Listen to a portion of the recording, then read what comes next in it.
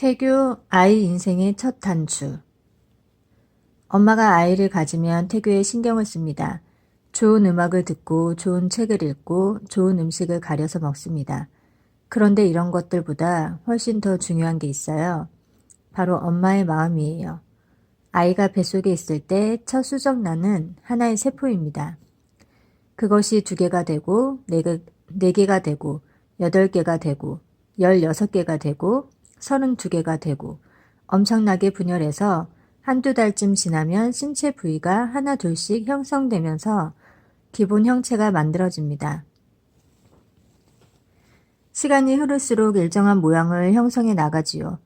그런데 이때는 아이의 몸이 독립되어 있는 게 아니라 엄마 신체 중 일부예요. 손이나 눈, 심장이나 위가 우리 몸의 일부이듯이 아이도 엄마 신체의 일부인 거예요. 만약 임산부가 소스라치게 놀라면 어떻게 될까요? 보통 사람들도 놀라면 심장이 긴장하거나 멈추는 등 신체가 영향을 받습니다. 이와 마찬가지로 뱃속에 있는 아이도 엄청난 영향을 받게 됩니다. 또 속상한 일이 있으면 밥 먹었던 게 소화가 안 되는 것처럼 엄마의 심리 상태가 아이의 신체에 영향을 줍니다. 나무로 치면 어른의 몸은 다 큰 나무라 할 수 있어요. 그래서 나쁜 영향을 받거나 상처를 입는다고 해도 시간이 좀 지나면 깨끗이 아물지만 아이는 연약한 묘목 같아서 조금만 상처가 나도 금세 죽거나 병들 수 있습니다. 이런 까닭에 유전자에 문제가 있지 않은 경우에도 태중에서 영향을 받아 선천적으로 심장이 약하다든지 태어날 때부터 눈이나 귀에 이상 증상이 나타날 수도 있습니다. 임신 중에 엄마가 놀라거나 속상해하거나 누군가를 미워하거나 또는 우울증이 있다면 태중의 아이는 믿기 어려울 만큼 큰 영향을 받습니다. 또 엄마가 담배, 마약, 술과 같이 몸에 좋지 않은 것을 섭취하거나 영양이 부족해도 아이는 선천적으로 허약하거나 신체 장애가 생길 수 있어요. 임신부들은 여느 때보다 더 예민해져서 다른 사람의 말과 행동에 마음이 불편해지기 쉬워요. 그래서 옛날에는 임신부에게 나쁜 걸 안 보여줬어요. 초상집에도 못 가게 했지요. 초상집에 가면 임신부의 마음도 우울해지니까 아이에게 안 좋은 영향을 준다고 생각한 거예요. 임신부는 꽃이나 애완동물 같은 예쁜 것만 보게 하고 좋은 얘기와 덕담만 나누게 했어요. 이러한 것을 보면 우리나라 태교가 예전에는 아주 발달했다는 걸 알 수 있어요.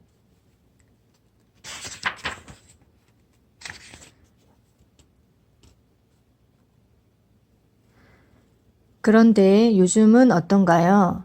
아이를 가지고도 담배를 피우고 술을 마시고 남편과 악을 쓰면서 싸우기도 합니다. 남편이 미우면 당연히 뱃속에 있는 아이도 미워져요. 당장 헤어지고 싶은 마당에 자식을 낳고 싶겠어요? 그러다 보면 아이를 지워버릴까 하는 생각까지도 하지요. 뱃속에 있는 아이는 제 엄마로부터 살해 위협을 느끼겠지요. 세상 사람이 다 안 믿어줘도 우리 부모만은 나를 믿어준다. 세상 사람이 다 나를 문제 삼아도 우리 엄마는 나를 사랑한다. 자식이라면 이렇게 부모를 딱 믿을 수 있어야 하는데 뱃속에서부터 생존의 위협을 받기 때문에 태생적으로 인간에 대한 믿음을 갖지 못해요. 이런 아이는 자라면서 피해 의식이 강하고 의심이 많고 공격성이 강한 성격을 가지게 됩니다. 제 엄마로부터도 목숨의 위협을 받은 사람이 이 세상 누구를 믿을 수 있겠습니까? 그래서 아이를 가진 엄마라면 무엇보다 마음이 편안해야 합니다. 남편이 어떻게 하든 시어머니가 어떻게 하든 거기에 영향을 받지 않고 마음을 편하게 유지해야 해요. 아이에게는 아무 죄가 없어요. 아이가 어떻게 할 수 있는 게 아니잖아요. 다만 엄마 아빠와 인연이 있어서 태어났으니 만난 것은 제 인연이지만 아이에 대한 책임은 전적으로 부모에게 있는 거예요. 아이와 인연이 닿았다는 것은 앞으로의 인생에 큰 변화를 가져오는 중대한 사건이에요.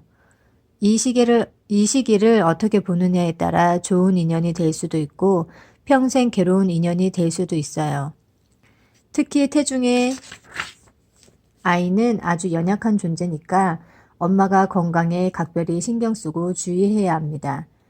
사실 가장 좋은 것은 결혼하기 전에 기도하고 아이가 생기자마자 바로 100일 기도에 들어가서 수행 정진을 하면 행복한 인연을 지을 수 있어요.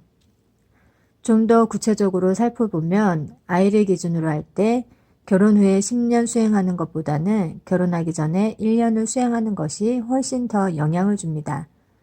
그리고 결혼하기 전에 한 달이라도 수행하는 것이 결혼 후에 1년 수행하는 것보다 낫습니다. 이것은 잡초에 싹이 보일 때 호미로 긁어내는 것보다 풀이 모두 자라난 후 뿌리를 뽑아내는 게 몇 갑절 힘든 것과 같은 이치입니다. 그런데 우리 인생살이는 어떤가요? 기도는커녕 하루하루 정신없이 살기 바쁘지요. 그러고는 태어나지도 않은 아이를 위해 기저귀와 장난감을 마련합니다. 정말 무엇이 중요하고 무엇이 먼저인지를 모르는 어리석은 행동이 아닐 수 없습니다.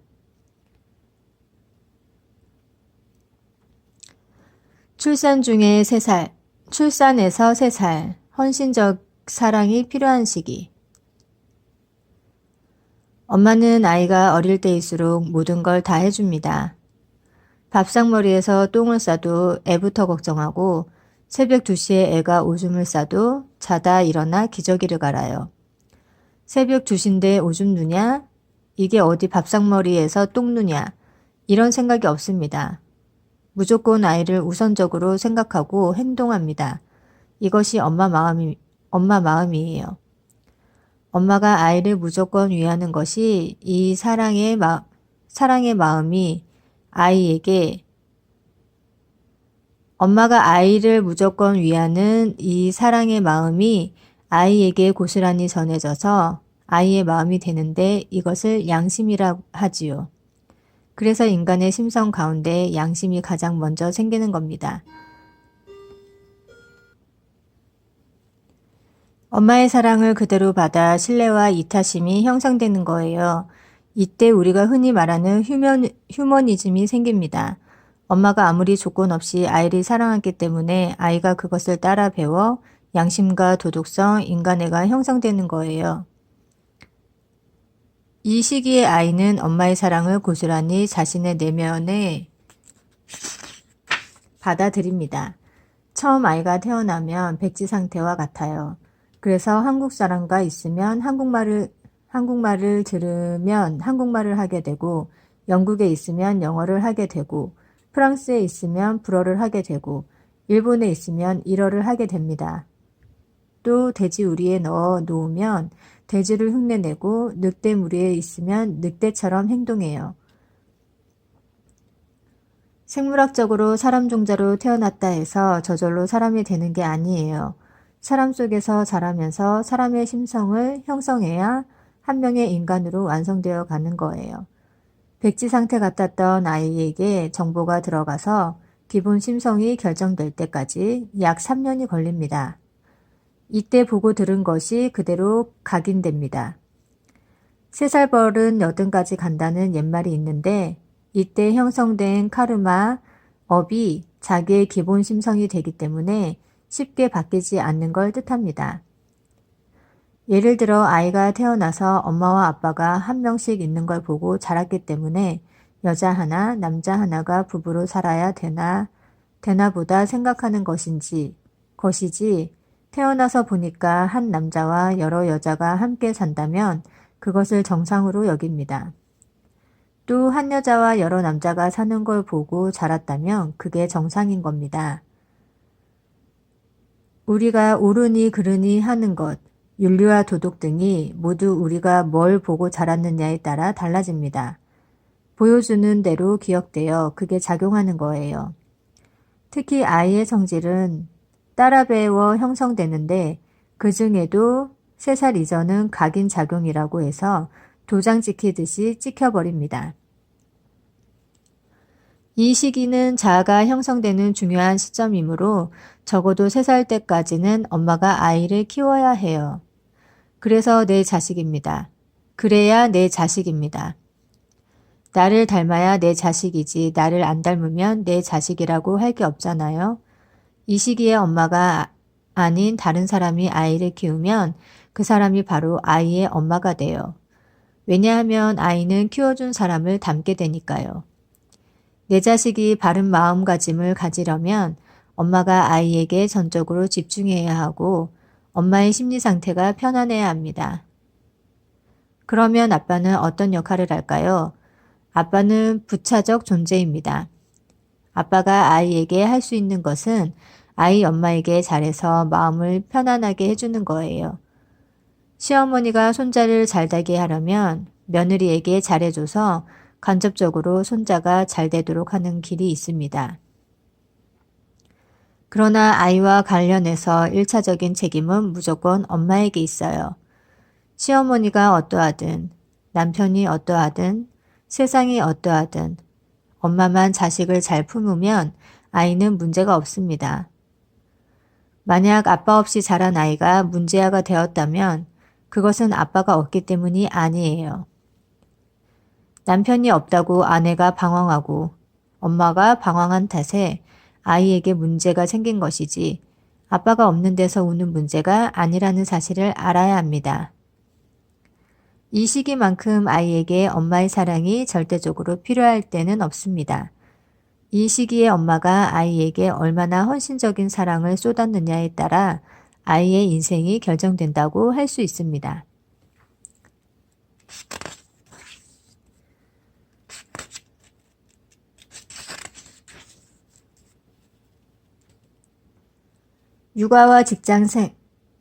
육아와 직장 생활 사이. 직장에 다니다 아이를 낳으면 애볼 사람을 구해서 맡겨놓고 다시 직장에 나가는 사람들이 많습니다. 일단 직장을 그만두면 다시 취업하기 어려울 뿐만 아니라 경제적인 문제도 있고 해서 다시 일을 나갑니다. 직장 생활을 하는 엄마를 둔 아이의 경우 어릴 때는 별 문제 없는 듯 보여요. 하지만 대체로 사춘기가 되면 그때부터 문제가 생깁니다. 그러다 보면 엄마가 자식 문제 때문에 다니던 직장을 그만두고 애한테 매달리는데 그때는 이미 늦습니다.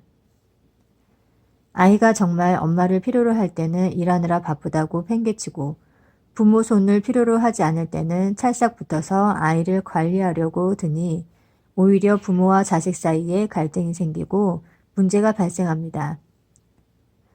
호미로 막을 것을 가래로 막아도 못 막는다 하는 정도가 아니라 포크레인을 가져와도 안 될 만큼 일이 커지는 거예요. 아이에게 엄마 품에 안겨서 클 권리가 있어요. 그런데 엄마가 직장에 나가야 한다는 이유로 태어난 지 2, 3개월도 채 안 된 아이를 다른 사람 손에 맡깁니다. 이것은 아이 입장에서 보면 엄마로부터 사랑받고 보호받을 자기 권리를 빼앗긴 것과 같아요. 아이가 할머니 품에서 자라고 싶겠어요? 엄마 품에서 자라고 싶겠어요? 당연히 엄마 품에서 자라고 싶겠지요. 돈으로 엄마 역할을 대신할 수는 없어요. 아이는 태어나서 엄마에게 보호받고 사랑받을 권리가 있고 엄마는 일단 아이를 낳으면 아이에 대해 무한 책임을 져야 해요. 그렇지 않으면 아이가 행복하게 살기 어렵고 아이가 제대로 자립하지 못하면 부모가 그 과보를 늙어 죽을 때까지 받게 됩니다. 옛날 아이들은 어머니들이 일한다고 바빠서 김매던 콩밭에 그냥 던져놔도 다 잘 컸어요. 7명, 8명씩 낳았어도 다 잘 컸습니다. 그 이유가 뭘까요? 엄마의 사랑이 있었기 때문이에요. 아이들을 위해서 한시도 쉬지 않고 일하는 엄마를 늘 곁에서 보고 자랐지요. 하지만 태어나자마자 엄마를 보지 못하고 자라는 아이들은 달라요. 마음의 상처를 입습니다. 그래서 엄마든 아빠든 반드시 부모가 키워서 아이의 마음이 안정될 수 있게 해야 합니다. 이 사람 저 사람 손을 타면 아이가 불안해해요. 아이에게 좋은 옷을 입히고 사립학교에 보내고 과외를 시키는 게 중요한 게 아닙니다. 갓난아이에게 좋은 옷을 입혀준다고 해서 그걸 아이가 아는 것도 아니에요. 부모가 어리석어서 그걸 자식 사랑이라고 착각하는 겁니다. 돈 때문이든 자아 성취를 위해서든 직장 생활을 하다가 회의를 느낀다는 엄마가 많습니다. 직장 생활만 20년 넘게 했고 가정에서도 두 아이의 엄마로서 나름 성실하게 살아왔습니다. 그런데 아이들이 사춘기가 되면서 서로 싸우는 일이 많아지고 남편도 가정보다는 직장 동료들과 술자리를 좋아해 집안일이나 아이들 문제 등이 모두 제 차지라 부당하다는 생각이 듭니다. 하지만 남편과 아이들은 저로 인해 스트레스를 받는다고 불평불만을 토로합니다. 저도 성격이 예민하고 나름 완벽해야 한다는 생각을 가지고 있는 터라 주위 사람들을 힘들게 하는 측면도 있는 것 같습니다. 마음 같아서는 모든 것을 훌훌 털어버리고 싶은데 아이들이 걱정되고 그럴 용기도 없이 힘이 듭니다. 이렇게 하소연하는 엄마는 직장 생활은 잘했을지 모릅니다. 그러나 가정에서 자기 역할에 충실하지 않았기 때문에 허망해진 거예요. 가정을 위해서 직장을 열심히 다녔는데 남편과 자식이 몰라준다 싶은 겁니다. 억울하고 분하고 눈물이 나는 거예요. 그러나 이 엄마가 착각하는 것이 있습니다. 잘 들여다보면 직장 생활은 자신의 문제지 남편과 자식 문제가 아니에요. 자기가 직장에 다니면서 잘 실현하고 싶어서 다니는 것이고 가정을 위해 직장에 다닌다고 말하지만 사실은 다 돈 문제예요. 아이를 정말 사랑하면 3살 때까지는 방도 없이 텐트를 치고 살아도 엄마가 애들을 키워야 합니다. 애 키울 동안은 20평 살다가 10평으로 이사를 가더라도 전적으로 책임지고 맡아서 키우겠다. 이렇게 생각해야 합니다. 아이에게는 기른 사람이 엄마예요. 그런데 직장 생활을 하느라 자식을 안 돌보았기 때문에 이 엄마는 진짜 엄마가 아니에요. 그저 돈을 댄 사람일 뿐이죠. 옷 사주고 장난감 사주는 일은 열심히 했겠죠. 그러나 정작 중요한 것이 빠져 있어요. 아이를 품에 안고 돌보는 시간이 없었다는 거예요. 그러니까 애를 남한테 맡겨서 키울 때에는 애가 나에 대해서 잘 하리라는 기대를 안 해야 해요. 아이를 남의 손에 맡겨놓고 자기 볼일 보러 다녀놓고 아이가 나에게 잘하리라 기대했다가 뜻대로 안 되니까 괴로운 거예요. 흔히 가정에서 아빠들이 자식에게 왕따를 당하는 경우가 많아요. 엄마 아빠가 싸우면 애들은 다 누구 편을 듭니까? 엄마 편을 들어요. 애들은 분별력이 없기 때문에 자기를 감싸는 사람, 자기와 많은 시간을 보내고 보호해주는 사람이 다 잘하는 거라고 생각합니다. 이처럼 아이를 돌봐야 할 시기에 안 돌보면 애들이 엄마 고마운 줄 모릅니다. 남편도 아내 고마운 줄 몰라요. 그러면 나중에 힘들게 직장 다니며 일한 본인만 억울하고 괴롭지요. 보통 부부간에 일어나는 갈등을 보면 남편이 늦게 들어오고 바깥 활동에만 치중하는 데서 시작되잖아요. 그래서 아내가 잔소리를 하면 그때 남편은 뭐라고 합니까?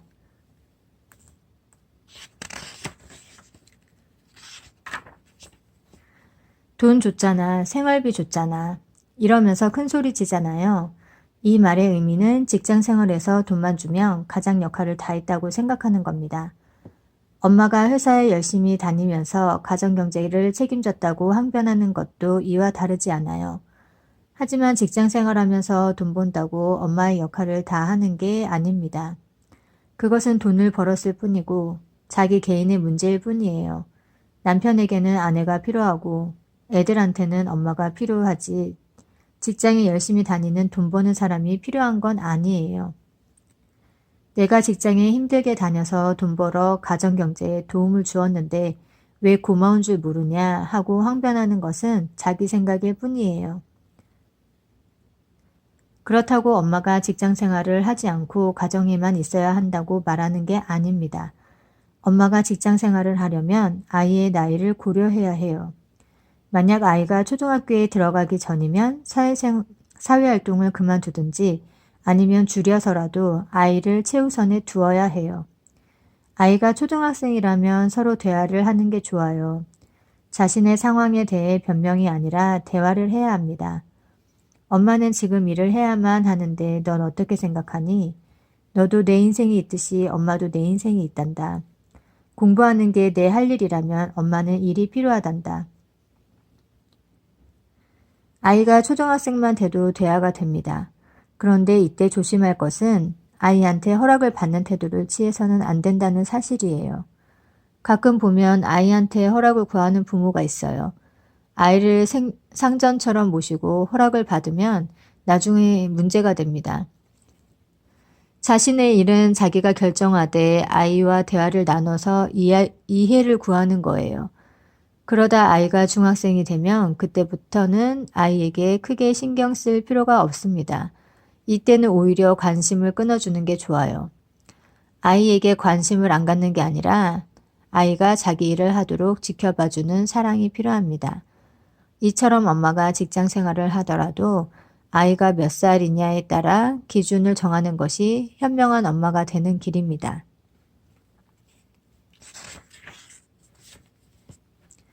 3년 육아 휴직 제도가 필요해. 아이에게는 태어나서 3년까지가 가장 중요한 시기입니다. 그래서 엄마들에게 직장 생활이 뭐가 중요하냐, 아이를 팽개쳐 놓고 자기 하고 싶은 대로만 하느냐는 식으로 야단을 치기도 하지만 사실 엄마들의 마음을 모르는 게 아니에요. 엄마 아빠가 함께 부모가 된 후 아빠는 직장 생활을 하면서도 아빠 역할도 하고 승진도 하는데 엄마라고 해서 왜 그런 마음이 없겠어요. 그래서 엄마들은 왜 나만 피해를 봐야 하는가 하고 문제 제기를 합니다. 하지만 이렇게 자기 권리를 따지다 보면 피해는 고스란히 아이에게 가니 어쩌겠어요. 그뿐만 아니라 아이가 큰 후에는 아이를 버려둔 인연의 과보가 고스란히 엄마에게 고통으로 찾아옵니다. 이런 이유로 아이와 엄마를 생각해서 다가올 문제를 예방하기 위해서 미리 아이의 권리를 주장하는 거예요.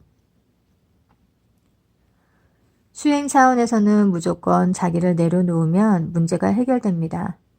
하지만 사회적으로는 그렇게 할 수만은 없지요. 또 수행 차원에서는 남편이 바람을 피우더라도 내가 얼마나 부족하면 당신이 그러겠소 하고 껴안으라고 합니다. 미움을 갖고 있으면 자신만 괴로워지기 때문이에요. 그렇지 않으면 깨끗하게 헤어지면 됩니다. 하지만 제도적으로 보면 이야기가 달라집니다. 남자가 바람을 피워서 이혼을 할 때 남자에게 손해가 가도록 하는 제도를 만들어야 해요. 그런데 우리가 제도 속에서만 사는 게 아니잖아요. 어떤 조건과 상황에서도 고통받지 않고 마음이 자유로워지는 것이 중요해요. 그래서 수행 차원에서는 항상 용서하고 수행하는 게 자기 자신에게 이로운 거예요. 아이 문제도 내 욕심을 내려놓고 아이를 책임지는 마음을 가지는 것이 좋아요. 왜냐하면 제도라는 것은 금방 바뀌는 게 아니고 아이는 커가는데 제도 탓만 하고 있을 수는 없잖아요. 그렇다고 해서 개인에게만 책임을 지우는 게 불교라고 오해하면 안 됩니다. 부처님은 수행 차원에서는 내려놓을 것을 가르치고 다른 한쪽으로는 살기 좋은 세상, 즉 정토를 건설하라고 하셨어요. 즉 개인적 수행과 함께 제도적으로 바꿔나가서 아이들의 보육 문제도 해결해야 하는 겁니다. 어떤 희생을 치르더라도 아이가 태어나서 3년까지는 엄마가 키워라. 이것은 아이와 엄마의 마음이 고통받는 것을 염려해서 하는 조언입니다. 사회적으로 제도를 만든다면 아이가 있는 사람에 대해서는 3년 유급휴가를 주는 방법이 있어요. 가정에서 자라는 아이는 개인의 아이지만 엄마가 아이를 잘 키우면 국가의 중요한 인재가 됩니다. 따라서 국가에서도 산모에게 3년 유급휴가를 주는 것이 옳고 그걸 못해주면 임금의 절반을 주고 휴가를 주거나 1년만 유급휴가를 주고 2년은 무급으로 하는 방법도 있어요. 어떻든 간에 우선 제도적으로 출산휴가를 3년까지 줘야 합니다. 이것이 불가능하다면 회사에서 보육시설을 갖춰서 엄마가 애를 업고 출근하던지 재택근무를 하도록 배려해야 해요. 요즘 컴퓨터로 작업을 많이 하니까 집에서 애를 키우면 근무할 수 있는 조건을 만들어주는 거예요. 최근 들어 사회적으로 애를 안 낳는 것이 문제가 되고 있습니다. 먹고 살기도 바쁜데 애 낳아서 키우려니 힘들어 아이 낳기를 포기하는 거예요. 아이가 태어나지 않으면 사회의 성장 동력이 줄어들고 경제적으로도 큰 문제가 됩니다. 설령 출산을 하더라도 아이를 남의 손에 맡겨놓고 직장을 다니다 보니 애들에게 심리적 불안 현상이 일어나요. 이런 아이가 자라면 우울증에 걸릴 확률이 높고 증상이 심하면 자살까지 가는 경우도 생깁니다. 아이의 심성을 약하게 만들어 놓아서 심리적으로 불안한 탓에 이런 아이에게 공부하라고 엄청나게 압박하니까 버티지를 못하는 거예요. 결국 제도적으로 보육 문제에 신경 쓰지 못한 것이 사회의 건강성을 해치는 결과로 연결되는 겁니다.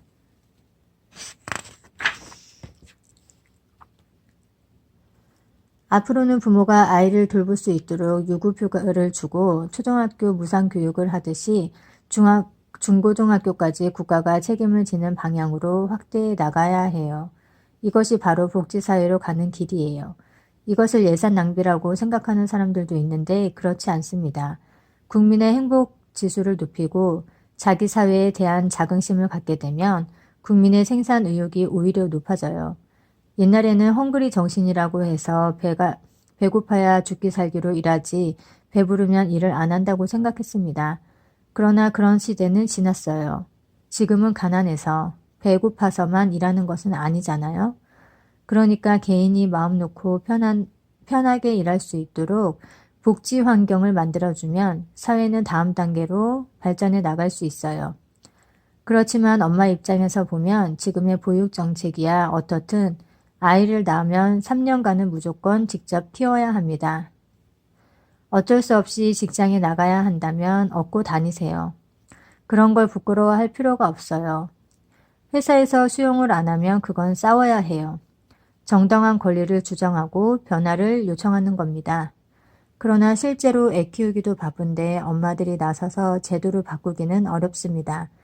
그리고 아이를 키우는 사람이 싸우는데 마음을 뺏기면 아이를 제대로 키울 수가 없어요. 어떤 경우에도 아이를 키우는 사람은 마음속에 분노가 있으면 안 돼요. 그 부정적인 마음이 아이에게로 옮겨가기 때문이에요. 따라서 지금 아이를 키우는 사람이 아니라 아이를 키워본 사람들과 앞으로 아이를 키울 사람들이 이런 제도를 만드는데 노력하는 게 좋아요. 사회에서도 여성을 채용하면 육아휴가를 3년이나 줘야 하니 효용 가치가 떨어진다고 생각하면 안 됩니다. 이들은 곧 내 가정의 아이이자 엄마이고 이들의 아이는 남의 아이가 아니라 우리의 아이이고 결국 사회를 이루는 구성원들이에요. 그러니까 사회 국가적으로 이 문제를 논의하고 제도로서 자리 잡을 수 있도록 노력해야 합니다. 이것을 경제적인 효율로만 따지는 것은 어리석은 생각이에요. 한 아이를 제대로 키우는 것보다 이 세상에 더 경제적인 것은 없어요. 아이가 잘 돼서 가정과 사회의 문제를 일으키고 뒤늦게 수습하느라 쏟는 시간과 돈, 노력이 얼마나 큽니까? 아이의 방황과 탈선이 범죄로 이어져서 사회 불안 요소가 되기도 합니다. 가정과 사회의 평화를 위해서도 3년 육아보다 더 중요한 건 없습니다.